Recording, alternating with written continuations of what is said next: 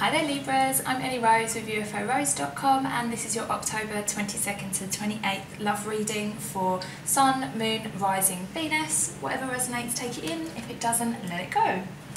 So let's see what we've got for our Libras this week. The Star. Oh, and the King of Cups. Okay. So somebody here is wishing on something to come into fruition in the future. They've kind of got their hopes set on something. Probably this connection. They're, really being patient about it, knowing that it's going to come in at some point. And then the other person I feel like is working on their intuition quite a lot.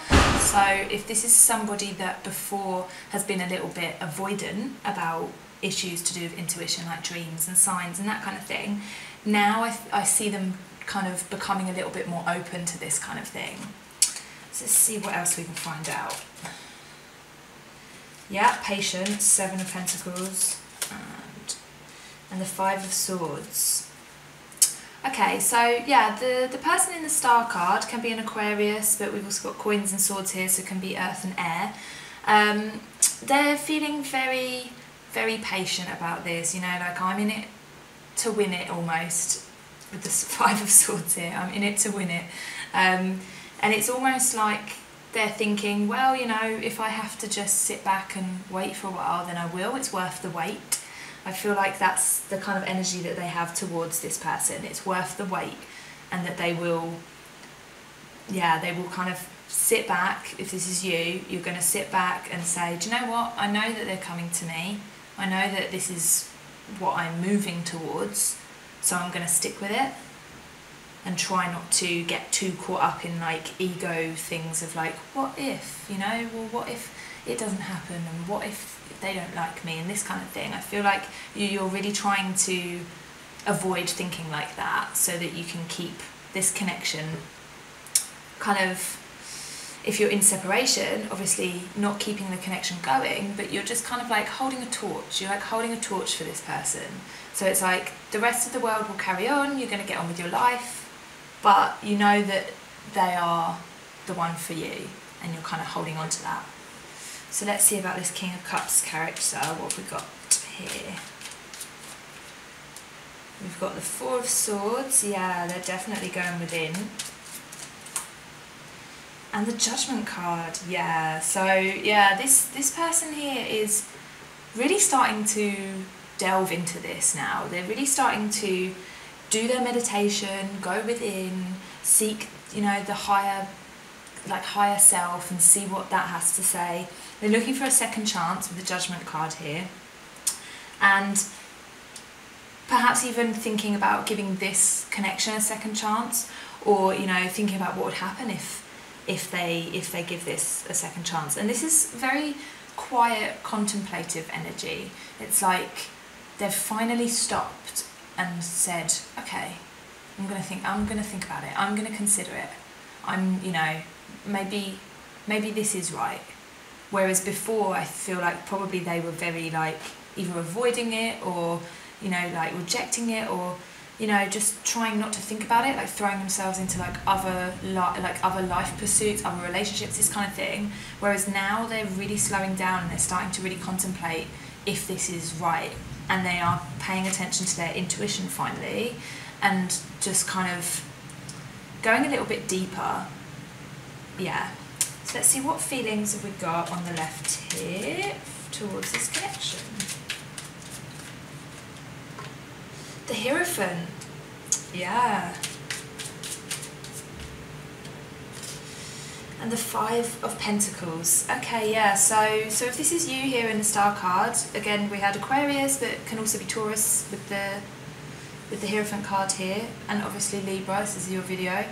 The way that you're feeling towards this connection is that like it is the connection for you, like it is the highest spiritual connection that you could possibly find.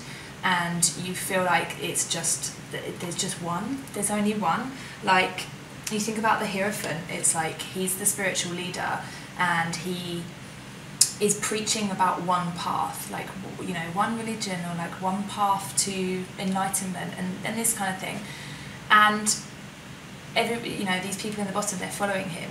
So while it represents commitment, and obviously, I can tell already that you are committed to this. We've already talked about how patient you're being towards this connection with the Star and the Seven of Pentacles there. And you are holding this torch, like, I'm willing to wait, it's worth the wait. So this is obviously, it's an echo of commitment, but it is also talking about how for you this is like a deep spiritual connection that you don't think that you're going to find anywhere else. It's like, this is the one. This is the one that's going to, make me feel enlightened. It's going to bring me all sorts of like spiritual lessons. But at the moment, you're not, you guys are not on the same page in terms of like the relationship. So yeah, Five of Pentacles, if you want to say rejection, or just being out by yourself, kind of not really knowing where you should go or who you should turn to or who you should talk to about this, and perhaps you feel like you and this person that you're dealing with are kind of like two peas in a pod where like no one else understands.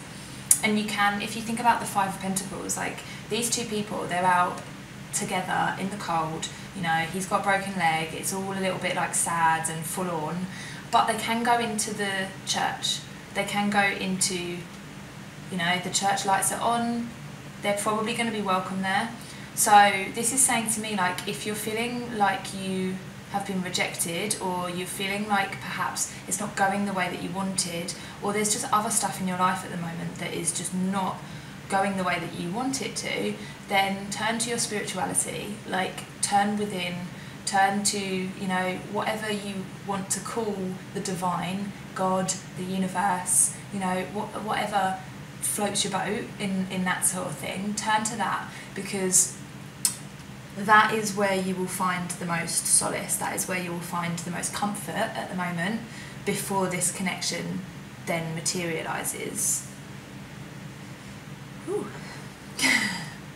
So what have we got going on for the feelings on this side? What feelings has this person here got towards this connection? That one.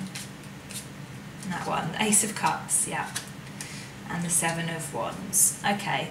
So yeah, this person sees the potential for love here. They see it as being something that could really take them to another level, something that could be really deep. They can see this kind of like little flicker of light, if you know what I mean. Because the aces, they're all about potential. It's like the beginning of something. And perhaps this person doesn't know how you feel about it. And, when it's the ace, it's not the two, so it's not quite requited yet. So I feel like this person recognises that this is a very deep connection that you guys have, but perhaps doesn't really fully understand how it's reciprocated.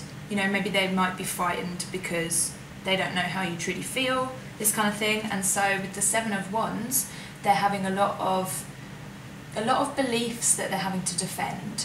So this is probably a result of them going within, doing their meditation, trusting their intuition. All of a sudden they're getting these like new beliefs come up where they're like, wow, I didn't know that was possible in this world.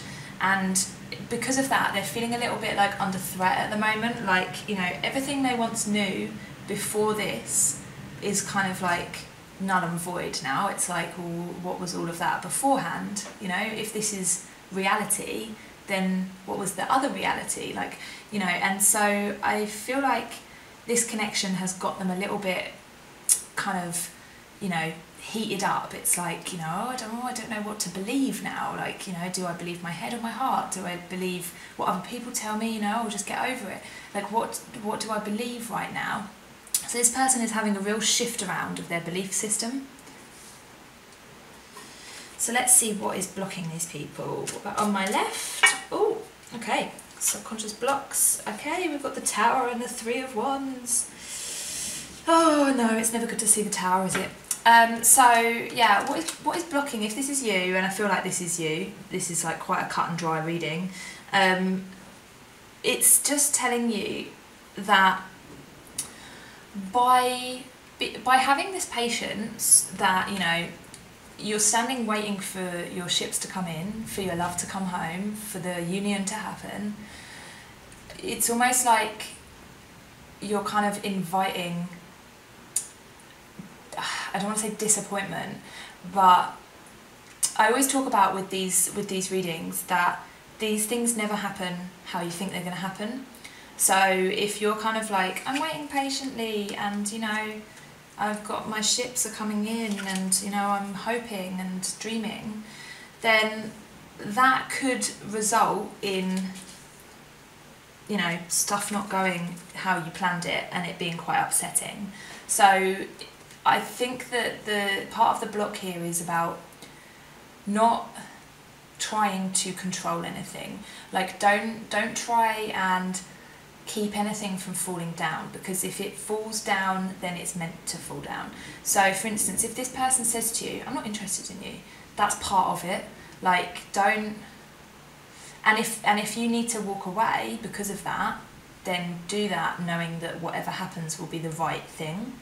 Like the Tower is like, for me, one of the most spiritual cards in the deck, even though whenever it comes out we're like, ooh, because what it does is it just ground zeroes everything that you were before, and then you can build it again from the foundations. So if you're resisting this by saying, oh well, I'm just going to wait for our happy ever after, then you're kind of delaying the transformation that you need to have in the Tower.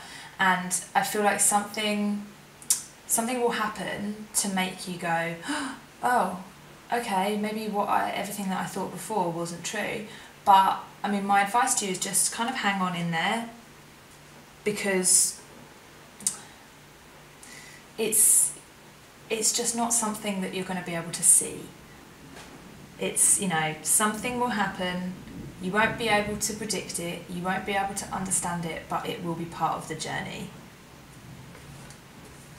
So yeah, try, even though you're being patient, try not to focus too much on the end result, because it's not going to end up how you think it's going to end up. So what subconscious blocks have we got for this person on my right? Oh, there we go, the High Priestess and the Knave of Wands. Yeah, so the subconscious blocks for the person that you're dealing with are that they are learning to trust their intuition, but they are not sure how to act on it. So they are probably getting messages through, you know, meditation or dreams, or just seeing things like out and about. And these synchronicities, they are quite aware of, like all of a sudden it's like, whoa, okay, the world works differently from what I think it works, but I don't know what to do about that. You know, it's, maybe they're quite new to spirituality, and if they're not, maybe they didn't fully trust themselves or trust the universe before this. Like, I think we were saying last week about this whole, like, trust yourself, trust the universe. So this person is beginning to do that, but there is still an issue of, you know, these conflicting beliefs and knowing what to do with the information. So it's like they're being handed a map, but it's all in a foreign language, and they're like, okay, cool, I've got it, but what do I do with it? So yeah, I feel like they're not entirely sure, and they need a little bit of time, definitely with the Four of Swords here. They need a little bit of time to like work it out for themselves. So let's have some advice for this person here on the left. Ah, the Ace of Pentacles and the Ten of Pentacles. Okay. Create your own destiny, create your own happiness, create your own grounded foundations, so that when this comes together, it will fit like puzzle pieces, and then you won't have any more work to do. These are beautiful cards, like the Ten of Pentacles. It's like happily ever after, we're gonna, you know, get married and have children and dogs and, you know, live in a castle and pass everything down to our future generations of grandchildren and great-grandchildren. It's lovely. And then this is like, you know, offering commitment. So the advice here, I think, because this is your advice, is to give this to yourself, to find this within yourself before you can then move towards somebody else. Because I know that you cannot make grandchildren by yourself. It's not what I'm saying. Just trying to, it's hard to put into words, but like try and find home within yourself rather than seeking it in somebody else, because then when you come together, you'll already be two complete wholes, and then it'll be so much nicer because you're not going to be constantly like trying to get something from each other to become whole. You will already be two whole individuals that can come together and be a team. So yeah, whatever that means to you, like I said, be spiritual, you know, turn to the divine, God, universe, whatever you want to call it, and you know, just keep focusing on yourself. Try and build this sense of home and this sense of completeness within yourself. So, advice for this person on my right. Death card. Yeah, okay, leave it at that. It's pretty loud and clear. So yeah, this person needs to have a shedding of their old beliefs and their old ways so that they can make room for the new. So, you know, the conflicting beliefs in the Seven of Wands needs to just, you know, they need to just all put the wands down. Like, you know, okay, accept that I don't know anything, and then I can start to learn things afresh. So it is going to take, for this person, with all of this intuition flooding into them that they're not entirely sure what to do with yet, it's going to, it needs to be shedded, like the old ways of thinking, the old beliefs, you know, the old ways of seeing the world and seeing reality, because it's not serving them anymore. So, you know, just like a snake, and just like Scorpio, this is a card of Scorpio, it needs to be shed. Like, you know, it's not serving me anymore, onto the new. So yeah, guys, I hope this resonated. Please let me know in the comments if it did, and I hope it helped. And yeah, subscribe, it would be great. Oh, and it is Venus retrograde still at the moment, and we're just moving into Scorpio season this week alongside a full moon, so there's tons of astrological stuff happening right now. So Venus retrograde in particular is going to bring up loads of these kind of like flavoured lessons for us, and if you are dealing with these kind of connections, it's going to be really helpful for you to like figure out some of this like self-love, self-worth, you know, boundaries, putting your needs first, all this kind of stuff. So yeah, if you want to read any more about that, I've got some articles up on my website that you can read, you know, about Venus retrograde and how to love yourself a little bit more so that you can bring these connections together. So yeah, see you next week.